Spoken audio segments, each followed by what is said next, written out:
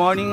তো বৃষ্টির জন্য ওটা হয় না অনেক দিন, তা আজকে প্রীতম আর আমি স্টার্ট করলাম। অমিতকে ফোন করেছি, এখনও আসেনি, আসছে। আমরা বড় মাঠ দুবার পাক মারা হয়ে গেছে, এখন সোজা রাস্তায় হাঁটছি। হাতে ছাতা নিয়ে নিয়েছি, কারণ যদি বৃষ্টি আসে। আর প্রীতমের অবস্থা দেখেছে, এখনো ঘুমের ঘোর কাটিনি।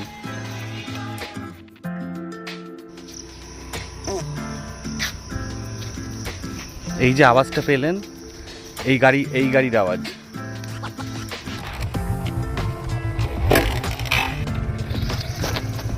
বেলতলায় পৌঁছে গেছি।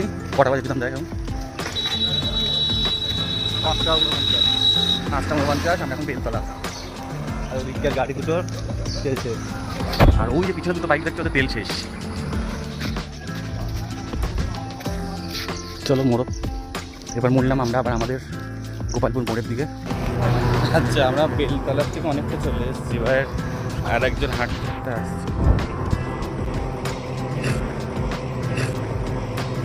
ছাতা দিয়ে মুখটা আসছে। ছাতাটা খোলো, তা খোল, চলো ঘোরো। বৃষ্টি পড়ছে কিন্তু। ওই যে প্রীতম ছাতা খুলেছে। তো বাড়ি এসে দেখি মা চা বসিয়ে দিয়েছে পুজো টুজো করে। তারপরে পায়রাদের খুলে ওদের খেতে দিলাম। ওদের সঙ্গে সঙ্গে ওদের বন্ধু কাঠবেড়ালিও চলে এসছে। তারপরে মায়ের হাতের গরম গরম চা আর বিস্কুট খেয়ে সকালের মর্নিংটা দুর্দান্ত করে শেষ করলাম। তো গুড মর্নিং এগেন, সবাই খুব ভালো থেকো। আজকের দিনটা তোমাদের খুব ভালো কাটুক।